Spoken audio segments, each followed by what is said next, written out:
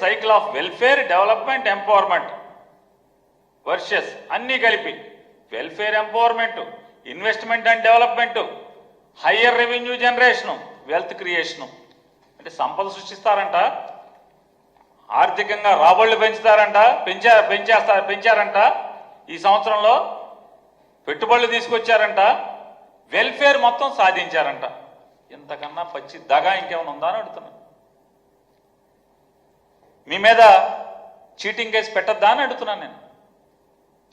ఓటేసి మిమ్మల్ని నమ్మినటువంటి ప్రజలు చీటింగ్ కేసు పెడతాక మీరు అర్హులా కాదని అడుగుతున్నాను. సంపూర్ణ అర్హత మీకు ఉంది కదా మీ మీద ప్రజలు కేసు పెట్టాకి.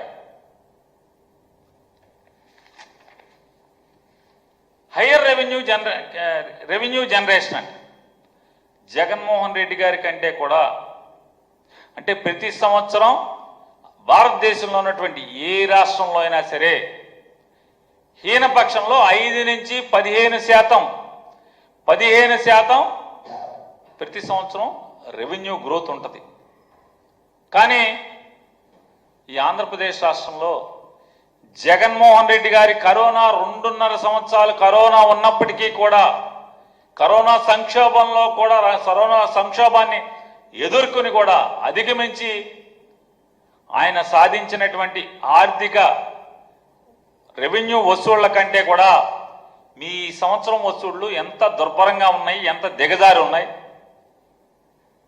దీన్ని బట్టి ఏమర్థం అవుతుంది? మీ పరిపాలనలోని డొల్లతనం, మీరు అద్దు అదుపు లేకుండా చేస్తున్నటువంటి అవినీతి. దీని మూలంగానే కదా మిమ్మల్ని చూసి ఇప్పుడు వెనకటికి ఒక సామెత చెప్తారు, ఆవు చేలో మోస్తే దూడది గట్టును మేస్తుందా ఏంటి? ఎందుకు మేస్తా అన్నా? మీరు అవినీతికి తెరలేపితే ఎక్కడైనా మీ ఎమ్మెల్యేలు కానీ మీ మంత్రులు కానీ మీతో అంటగాగుతున్న అధికారులు కానీ ఇక మొత్తం అంతా అవినీతే కదా ఇవాళ జరుగుతున్నది రాష్ట్రంలో. ఇంకా ఇది 3వ పేజీనే, వెళ్ళే పేజీల లెక్క మీరేం సంపద సృష్టించారు ఈ రాష్ట్రానికి? ఈ రాష్ట్రానికి ఏం సంపద సృష్టించారు ఇంతవరకు సంవత్సర కాలంలో? 1,61,000 కోట్లు ఈరోజు దాకా అప్పు తెచ్చారు తప్పితే సంపద మాత్రం 0.